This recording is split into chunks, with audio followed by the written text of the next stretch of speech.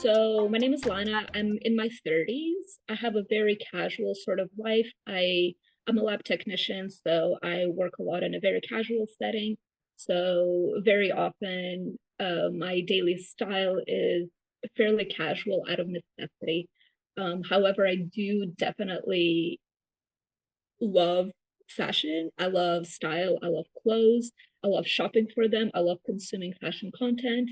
So there's a bit of that very casual side of me, but also one that really indulges in a lot of fashion. Mm-hmm. Okay. And what's the problem then? What's the problem? I'm definitely finding myself definitely on the end of consuming a lot, whether or not it clothes, like the physical items, or just the content itself. I do think that, and especially having taken your course, I do have a pretty good eye for what looks good on me and what fits without even having to necessarily try the thing on. So what I'm finding, and this is a bit of a paradox, I guess, in that after having done a course that is excellent at telling you which items to look for with the hope that, it will prevent me from buying. What it actually did, it's kind of almost the opposite because I find myself just browsing through the clothing items that they have. And I know already, okay, this is going to look good on me based on the colors and the shape. This is going to look good on me. And I have this urge to buy it and add it to my collection. So that's kind of what's happening instead of, you know, preventing me from consuming unnecessarily. I'm actually finding myself consuming a bit more. Um, and I think the problem is that what I'm doing is I'm not even buying necessarily just to wear the clothes. I'm buying more to create a collection. It's like I'm building a little clothing museum for myself. And I'm very proud of the pieces that I got. They're all, come from sustainable sources, as much as I can. They're, made of good materials. They fit perfectly into my existing wardrobe, but I don't wear them. Maybe because I have so much, I don't know, but I'm definitely finding myself building a collection of clothes that just exist in my house, but I don't wear them. Mm-hmm. And is it only about fashion, or you have other things that you buy, maybe like the home decor or anything like that? It's always been clothes. Let's say if you have like a particularly bad day or a particularly good day and you want to either celebrate that or you want to, like make yourself feel better, very often the way to do this for me, and I think for many others, it's to buy clothes. I don't know why clothes specifically, but that's kind of my go-to. And obviously this is very like it can be a little get into like the psychology of it all, right? Like, why is it closed? What are we consuming? Like, but it's not never like, oh, I'm having a bad day. Let's go and buy, salad ingredients and make a great salad. Like that's not never what it's been. It's always like, oh, let's buy a cute shirt. Let's buy like a skirt, whatever, right? Clothes.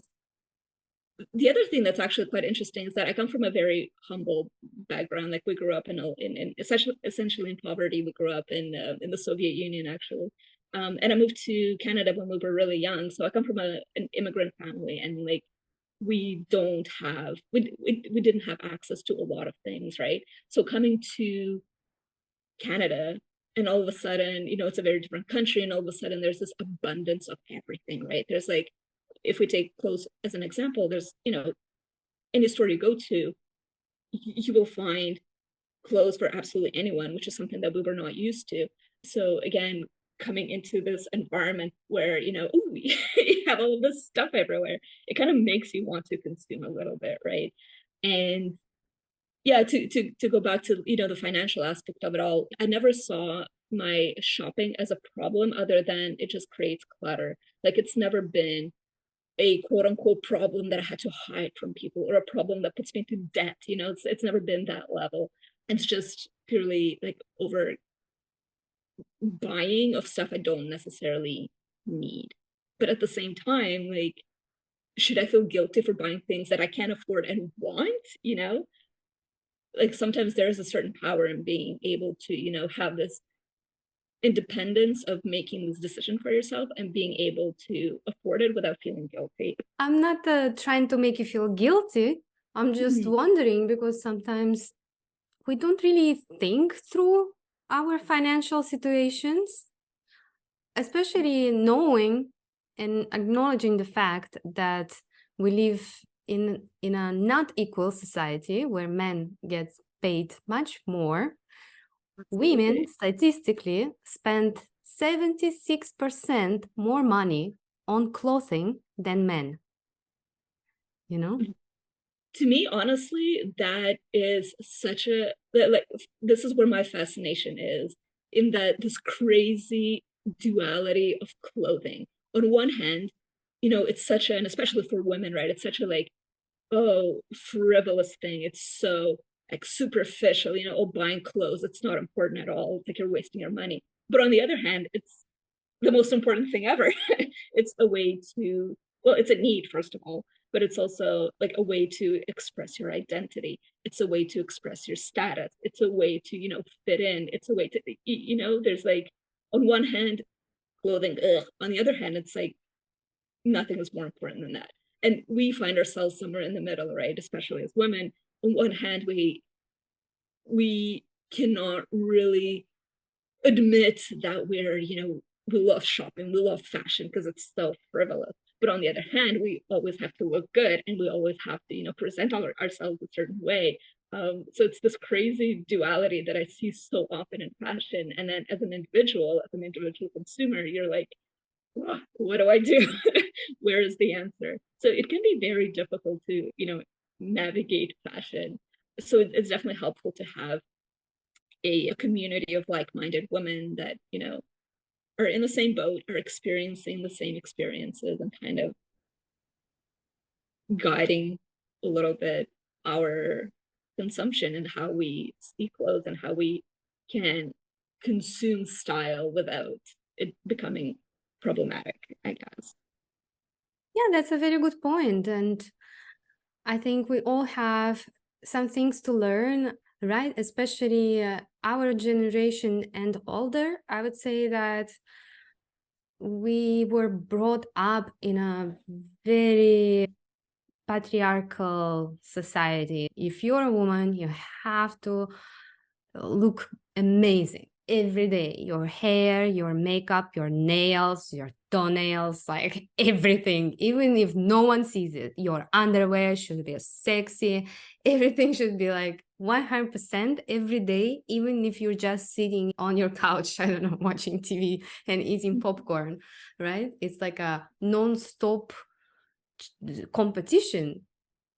I often hear about uh, fashion content creators saying that you should do that because every day you have to show up for yourself, meaning that every day you need to put on the clothes that make you feel 100%, and you need to show up for yourself, and like you need to do these things in order to feel good about yourself and to participate in the world. But it's impossible. It's such an impossible thing to do. You will absolutely have those bad days where I'm lucky that I'm able to put a sweater on that doesn't have stains on it. So there's definitely a lot of different pressures that are coming at us, and that can be very, you know, can be very difficult for sure. Yeah, exactly. And the question is like how to recognize when a fashion creator or fashion industry in general is toxic and to understand these signals. Yeah. And when it's actually helpful because fashion can be both, I believe. Yeah. So toxic fashion, what does it say? You have to be the best of the best, the sexiest. You have to be slim, tall, but not too tall. You have to have nice breasts, but not too big, not too small. Your hair should be long, but not too long. They should be full. You should have volume, but also. So it's like a list of things that we can create like a whole Bible of like a patriarchal rule of, I don't know, fashionable woman. We call it like this. Title can be different. We can brainstorm that in the comments. But but definitely learning that other side of fashion is important as well. Maybe yes, fashion can help you in a way sometimes, to give you confidence in some moments, give you comfort in some moments. For example, with underwear, I hear it all the time. It's like a classic thing. Oh, put a sexy, nice underwear and you're going to feel fantastic. For me, it's the opposite. Oh my God, if I put something that is like goes into my skin and like it's itchy lace and stuff like that, I will never feel sexy or comfortable in my skin. Like, no way. That is not for me. For me, it's like it should be, I don't know, not a granny, but it should be nice and comfy and soft, right? So kind of filter all these ideas and understand that sometimes all these rules, they are just unnecessary and completely don't make any sense. Or like you said in the letter you wrote me before the podcast, that you said that some creator told you that you need to look feminine, right? Mhm. That This was it. femininity thing. How can you are already a woman, a female? You Mhm. definitely have femininity. I think there's been, I'm going to guess this was born out of the pandemic where everybody was going a little bit insane, but there's definitely been this kind of surge in content where, I'm not going to throw out any names, I don't want to shame anyone, but there's been a lot of fashion and maybe even lifestyle content creators that we're definitely pushing this idea that for a woman to be successful in this, man dominated world, is that you need to present yourself as almost like hyper feminine. And that was a way to kind of uh, be able to really successfully participate in the current world. They're not saying that it's, the right thing to do. It's very toxic. Like, to think that way is very toxic, but it is the world that we live in now. So might as well kind of, if you can't change society, just play the game, right? So like participate in this hyper feminine aesthetic, right? So, when you go out, you need to have like a nice flowy skirt and like a blouse. You need to be modest, but not too modest, right? You need to like show a little bit of skin, but it needs to be tasteful. And like you need to have your makeup done, but it can't be like too obvious. Otherwise, you're scaring men away or whatever. So there was a very specific set of rules, and clothing were a huge part of it. And they were these content creators were, again, they were saying how we because we financially are at a disadvantage in our current world, we can still take advantage of the situation by dressing hyper feminine and getting respect that way. And I've kind of, there's a part of it that's kind of like, that kind of makes sense, maybe. Like, I'm, again, as a woman who, has some form of money, like, I'm able to participate in that. Let's see if it makes sense. And of course it didn't make any sense, right? It's just a waste of money. Especially for someone like myself, and knowing my body type, I would never look good in like a flowy skirt with like a nice little floral blouse. That's just not my jam. That's not my vibe. That's not my personality. Like, so even in my personal aesthetic, like, I don't look overly feminine. So to hear these content creators say like, oh, you should, that's kind of where success lies. And I, participated a bit in that. And then I realized, well, that was just wrong. So I kind of definitely, I was on a journey of discovery of what, what is femininity, like you said, right? Like, how does it come across? How do you participate in it without consuming? But yeah, a lot of it just boiled down to, you have to look a certain way. And that's a very toxic mentality and a very toxic way to. They're just kind of trying to convince us that everything is very easy in life. It's very easy to be successful. It's very Mhm. easy to live in a man's world. All you need is a skirt, is the right skirt and the right blouse. Nothing else matters. That your Mhm. education, you got your PhD, or all the volunteer work you've done, nothing matters. All you need to do is to show your figure and not too much makeup, not to scare men. That's the wrong message, and fashion plays on this all the time.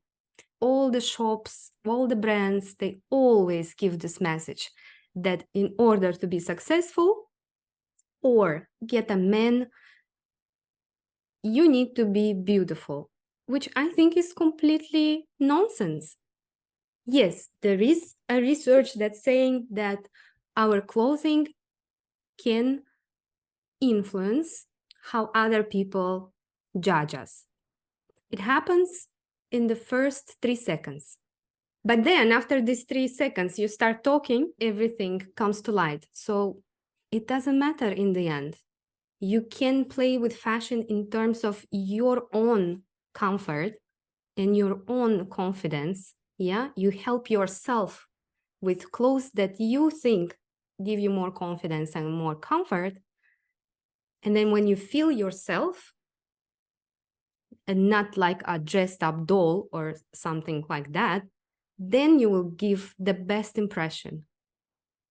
So all these advices of like how to be successful just by dressing and or wearing high heels or something like that, that doesn't work. And it only upsets women that I guess in complicated situations or they wish they would be successful. They wish life would be easier. But unfortunately, life is life. Yeah, it's never easy. It's not supposed to be easy. I think the most cruel thing about this is that it's exactly like you're saying, like, oh, yes, the solution to your life's problem lies in the next pair of shoes that you buy. And the thing is, it's so easy to believe that when we are, as individual consumers, we're going up against, these massive corporations that have access to insane amount of money, and the amount of money that they spend on marketing to make us truly believe that that is indeed the answer, right? Like, oh no, I'm having a bad day. Oh, maybe if I put on like like this coat, that all of a sudden, like, I will present myself differently to the people around me and I will feel so good about myself. But it may be true for the first, like, 5 seconds, like you're saying, but then you realize, oh no, I'm still the same person. My problems are still there. But I think it is important to kind of give ourselves a bit of grace and remember that, again, like, we are going up against a society that's built on it's not to get too political, but it's capitalism, right? Consumption, consumption, consumption, and they're gonna push for it no matter what. And again, just the pure amount of money that goes into this marketing, the brainwashing that we're exposed to every single day, it's incredible. So for us to kind of inevitably participate in that toxicity, well, it's almost inevitable, right? Because it's like so many resources go into making us feel like trash about ourselves, and then offering these beautiful uncomplicated solutions, like just spend, and you'll feel good about yourself. And that's kind of the big question, right? It's like, for us as individuals and for us who are trying to figure out a sustainable way forward, like, how do we fight that? Like, how do we not participate in this culture, and how do we recognize that we're going up against giants here, right? It's very difficult, and it's definitely a pitfall that we all fall into because it's so hard to avoid. Yeah, exactly. And sometimes we forget that we are so smart and we understand and completely everything about the world and how it works, like you just explained. Yeah. And you still go and buy more clothes to just reward yourself for some little things, right? So, what would be another reward for you? What else brings you joy? Yeah, that's a great question. I think, honestly, for the longest time, I thought it was the lack of education, in the sense that maybe if I learned more about, the production of clothes, where my clothes are coming from, what are some alternatives to it, I thought that, the more that I learned about it, the more I would make smarter choices, and that includes not participating in consumption. And for the longest time, what I did essentially is watch and consume sustainable style content. And, very often they will talk about, if you have this urge to shop, like, go secondhand first or whatever, they will offer these fantastic tips. But, and maybe this says something about me, I don't know. But the more I consumed sustainable content, I still wanted to shop. And this is because I think, like, and it's so stupid. I would watch, like, let's say a video of this woman talking about some creative ways of reusing items in her closet that she already has in, creative and new ways. And my first instinct, instead of saying, like, oh, that's such a cool activity, I should do it with my own clothes, my initial thought is like, wow, I really like the shirt that she's wearing. I'm going to go and buy one, which is, and like rationally, I understand that that's the wrong thing to do, but I did it anyway.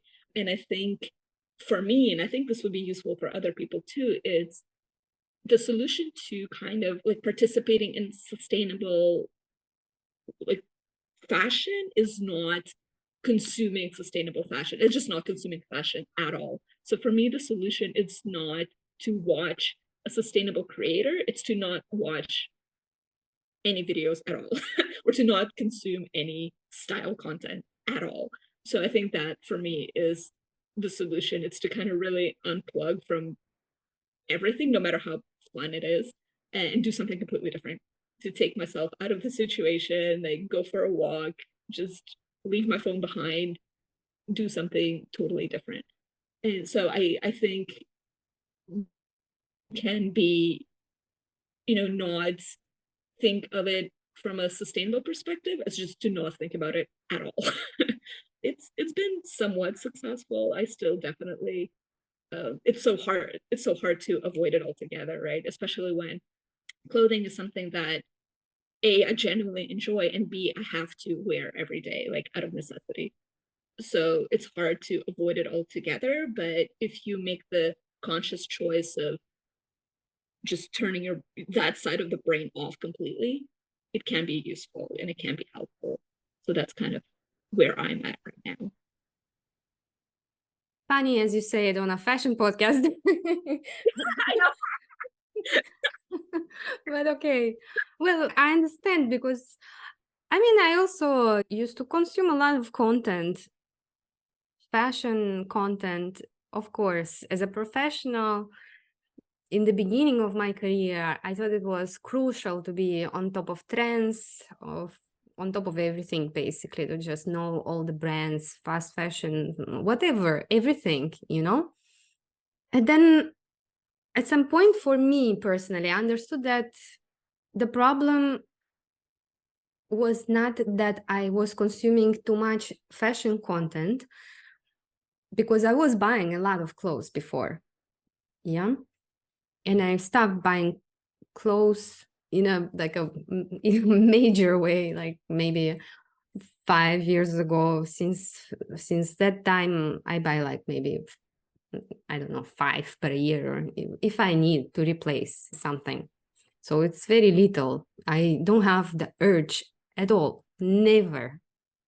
Um, And I was starting to think about like, what can I do when I had this problem with shopping, because I was also trying to be an influencer, and I'm going to take a lot of pictures for my Instagram. And every time I need a new outfit, and oh my gosh, my gosh, my gosh. And then I understood that the problem is not that I consume fashion content too much, but the problem is that my self-esteem was low. I thought that my worth as a stylist or just as a person was that I dress so well, I look so well, I'm so pretty. Yeah. But in the end, I understood that it's actually, I'm trying to prove it. I don't believe it. I'm trying to prove it and I don't believe it. So I thought like, okay, maybe I should take a step back and try to understand what's happening with my self-esteem. Why am I so self-conscious about this? I'm so afraid that people would think that I don't have a good fashion taste. And it helped at some point. I mean, it didn't happen immediately. I just stopped buying or something, like it just was gradual change. I learned more about sustainability, which also changed a lot in my life. And I definitely became aware of industry problems and fast fashion. I completely stopped fast fashion. I never been in Zara shop for like 7 years already. I don't know what's happening there. Yeah, that world doesn't exist. It doesn't exist on my phone. It doesn't exist anywhere. Yeah. So that is true that if you get out of the system of the shops, especially because, as you said, they have all the money in the world and they advertise when you don't even know it's advertising. Yeah.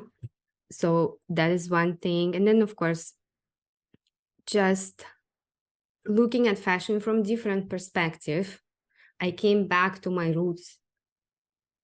Well, I thought like, why do I love fashion? Yeah. And I think I love fashion because it was shown as it was like an art that my mom could do because she is a professional tailor. And for me, it was like, ah, she's just a superwoman that can make anything out of anything. Yeah. We were also poor because I was born in the Soviet Union as well as you. So, yeah, poverty was kind of like a normal thing, right? There was nothing, there was no clothing, nothing. My mom had to make me sweaters out of my father's sweater or something like that, you know? And I thought that fashion was fascinating for me, that you could wear different things, different cuts, different shapes, different designs. You can draw something and my mom can make it. Oh, that is so cool. Even if she would say like, oh, that's so ugly, she would still make it for me.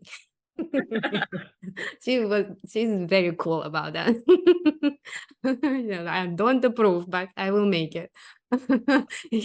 It's on you.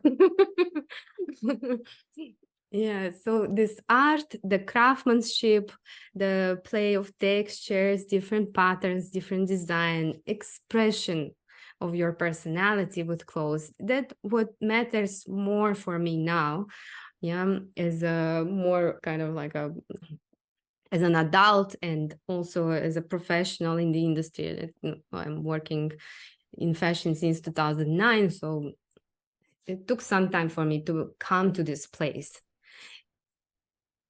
So yeah, it's not always just like, the content or social media is the enemy. Sometimes there are some other things maybe about yourself, or some people, some have self-esteem issues like I had, or some have body image issues. They try to cover their flaws that they presume they have with clothing, and that's why they buy and buy and buy, trying to find the best fit, the best, better, better, better. Yeah. There are people that just are lonely and trying to cover their loneliness with buying clothes. So it's not always just like the influence from the outside. Sometimes, and most often, it is the combination of two. Because fashion industry, they plays very well on our insecurities. They know exactly how we feel. Yeah, because they raised us anyway.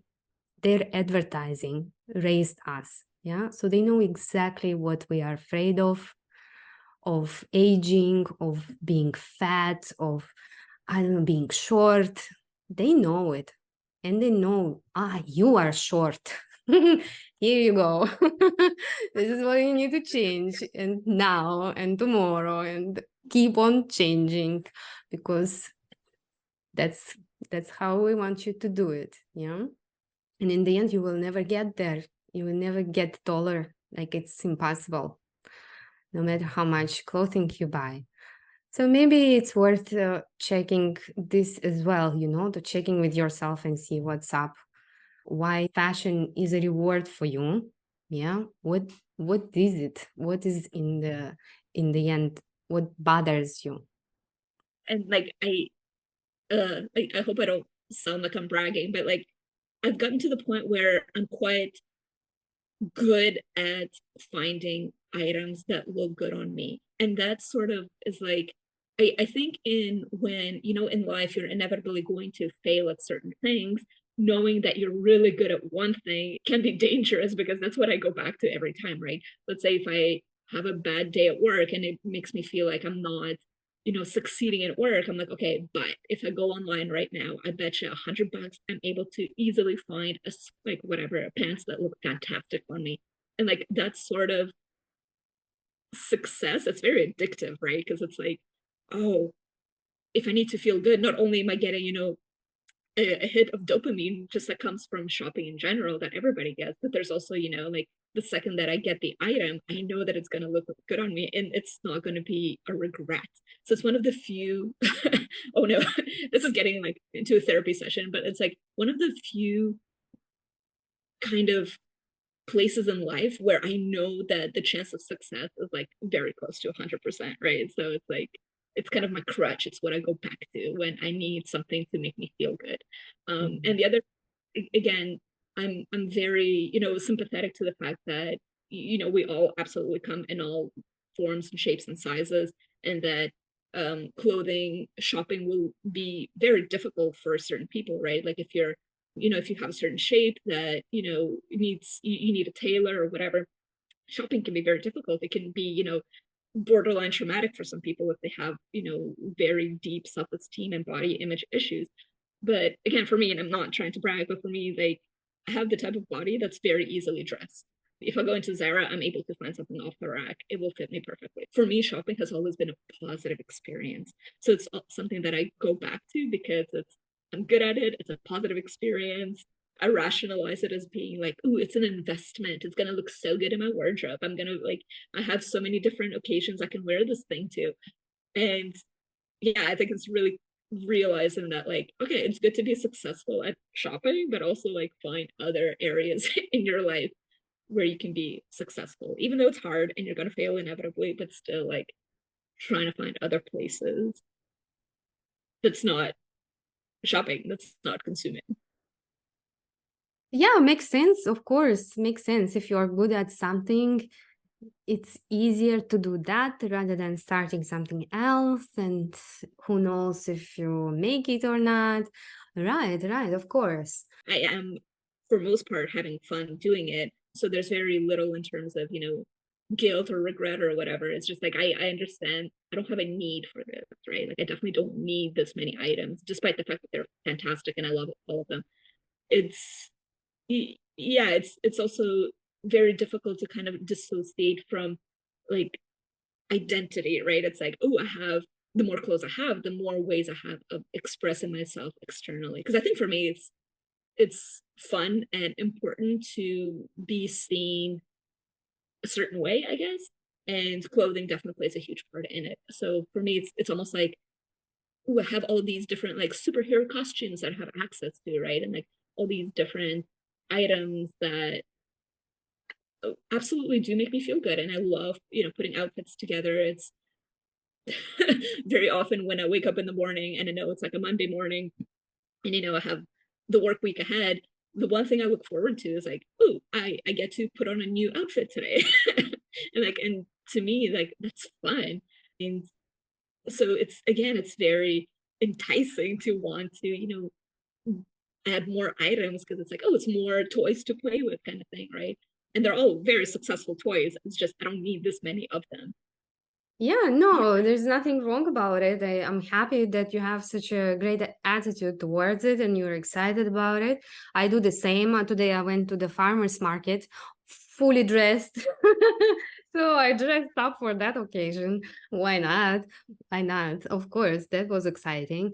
But I'm just trying to give you some alternatives, like, okay, so if you enjoy clothes, great. But having too many is something that you don't like, correct?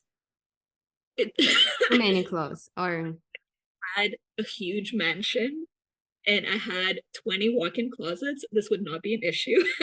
But unfortunately, I live in a very realistic house with one closet, so it's more of a question of I just don't have the space for it.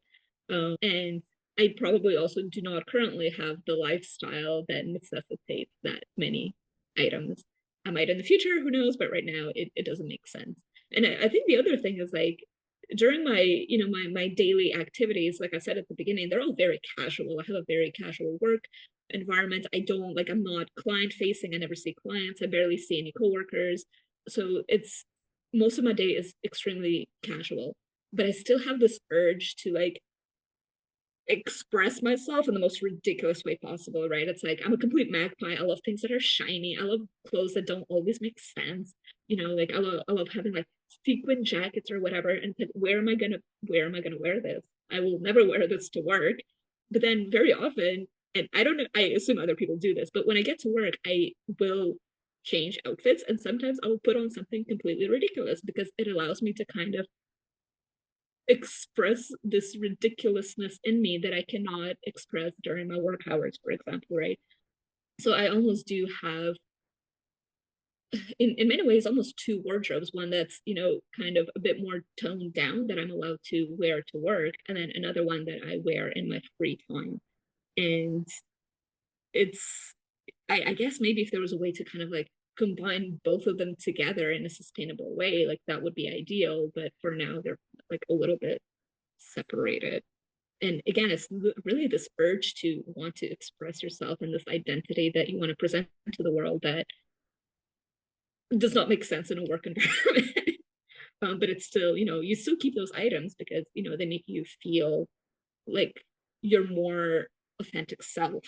So inevitably you keep them and you buy them because they make sense to you, but you don't wear them because you have nowhere to wear them to. That's also a bit of an issue, I suppose. Yeah, it is. It is. But some people try to first sell or donate, like say 3 pieces, and then they buy 3 new pieces, so they have like a kind of a rotating system.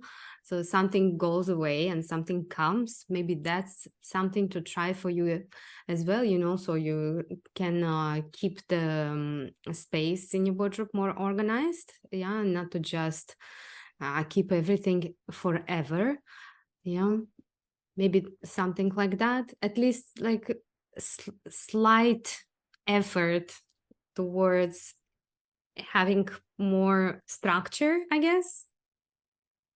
you know Yeah, wardrobe revision is definitely like has been number one on my list of things to do. But it can be a bit overwhelming when, there's a lot of things to go through, but also you absolutely do have a certain attachment to every single piece of clothing that you have for whatever reason, right? Whether it's sentimental, financial, whatever. And it can be difficult to let those things go. But it's really just, sometimes it's a matter of just close your eyes, take this thing and put it away. Like, don't, like, do not allow your brain to think too much about it, because the second that your brain starts to think about it, it will come up with all sorts of reasons as to why you should keep the item, right? So sometimes it needs to be like this just purely physical activity. Take the item, put it into the recycling bin, don't think about it. It's challenging, but it's definitely a useful activity that I should definitely do in the near future. Yeah, I hear it very often that it's quite emotional. For me, it's not emotional. For me, it's like cleaning my house. I developed a habit already. Yeah, to clean my wardrobe, it's always clean and organized. If I had an episode 6, all about decluttering your wardrobe, with also with Biljana. Everyone can listen to it right now. She also had and expressed the same feelings of anxiety, of emotional connection to clothes. So if you want to gain some tips, you can go and listen to that episode 6. Yeah. Yeah. I was actually really interested. You said that you personally no longer have this, these emotional attachments to clothing. I'm wondering, like, because you are a professional in that area, and because you're constantly surrounded by fashion and style, and you're styling other people, like, is it possible, like, do you think you're so almost like saturated with fashion that you're like, it doesn't mean much to me. Like, I'm really curious when you say that you're able to kind of dissociate it from it. And like, just as you're cleaning up the house, you're cleaning up your closet. Like, is it because, like, for me, the only way to really participate in fashion is to like often buy it, right? But because you as a professional, you're able to, dress other people, and you're, all like constantly reading about it, researching about it, is it kind of, when it comes to your own personal life, are you like, oh, I did so much fashion today, like I don't want to look at it anymore. There is truth in it for sure, of course. Mhm. But in the end, I don't get attached to things in general. Yeah, because if you look at my house as well, like I don't really have anything. I never kind of had attachment, yeah, to things. Mm, I mean, maybe at some point when I was younger and my career was going up, yeah, so maybe I started treating myself a little bit, but then I got bored and like, what am I supposed to do with all these things? Like with makeup. Or if you look at my makeup, I have like three products or skincare, two creams. Like it works. My skin looks great. So why would I buy more than that? Or why would I consume any content about skincare? Right? Because it's a waste of my time. Yeah, I would rather do some other stuff, meet friends, talk to my family, or go to the forest. I don't know, travel.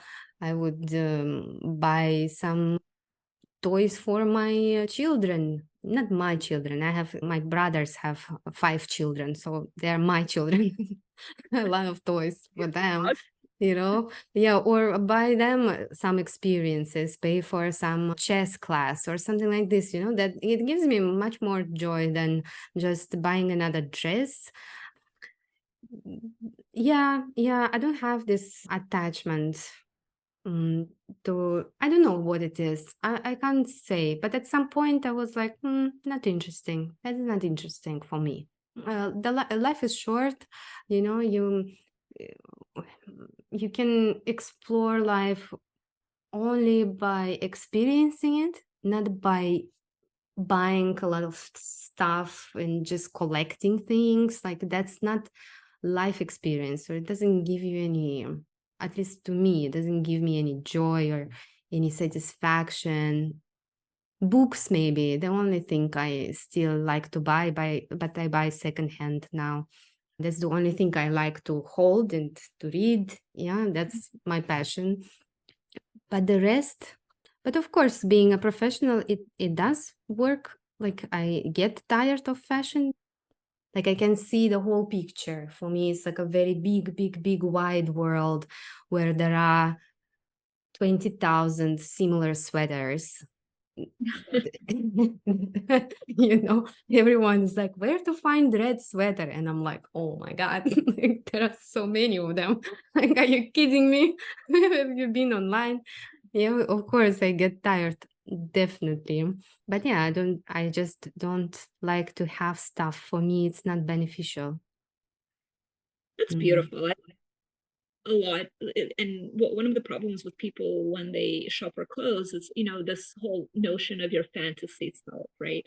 It's like, mm, oh, I will, the second that I buy the next skirt, I will, be more social or whatever. And I think, um based on what you're saying, the solution is not, like, if you have the urge to buy something for your future self, or your fantasy self, I I think what we should do, and I'm including myself in this, is instead of buying something, actually do the thing that your fantasy self would do. So if you want to buy a leather jacket because you want to be more cool, think about, like, okay, what's a cool person? What does a cool person do?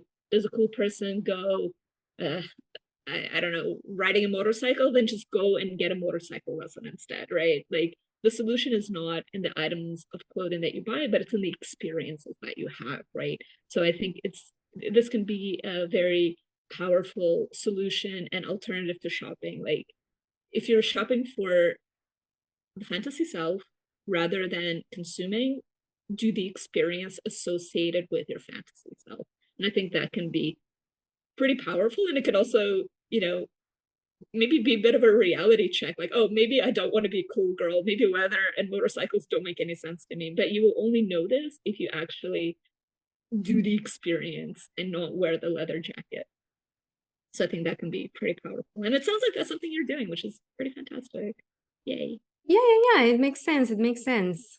Also, I think we should, as all rational, smart women that listen to my podcast, I believe we should all kind of believe in science more and search for solutions there, because we already know that things like having a nice conversation with a friend or a neighbor can make you much, much happier than buying a piece of clothing or going outside. Or now there is this trend of forest bathing. I don't know if you heard, it's something that you go to the forest and have a very mindful, very slow experience when you just like touch the trees, look at birds, stuff like that. That will also, it will give you so much more happiness, joy, calm, rather than just buying another biker jacket thinking that and now I'm gonna be cool.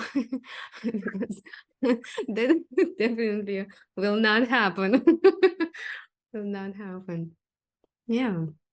Well, thank you. Thank you for this conversation. I think it was very interesting. I like to ask in the end of the podcast all my guests to share with us one outfit that made you feel fantastic one day. Can you describe it to us? Imagine if I said leather jacket right now. Yeah, that's a tough one. I honestly like have like clothes just make me look like feel good in general, and an outfit. Definitely, I recently bought a pair of black leather boots and they fit in with my wardrobe so well.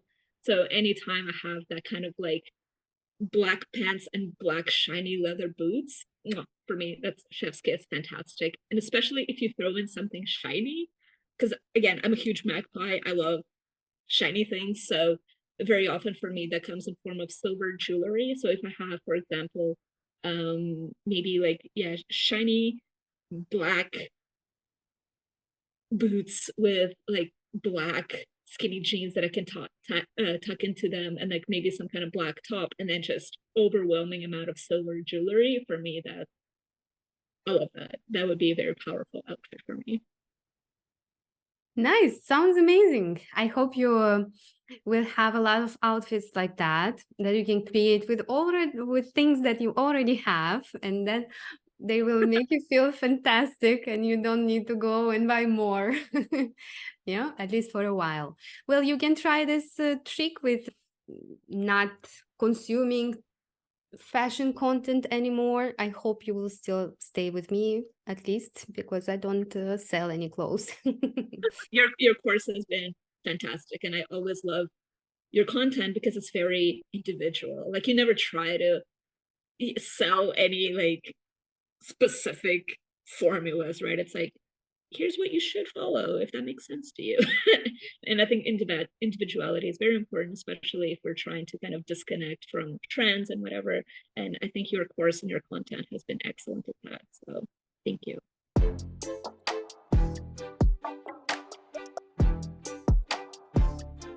Today we unpacked something big. Shopping isn't just about clothes, it's about identity, emotions, and sometimes even control.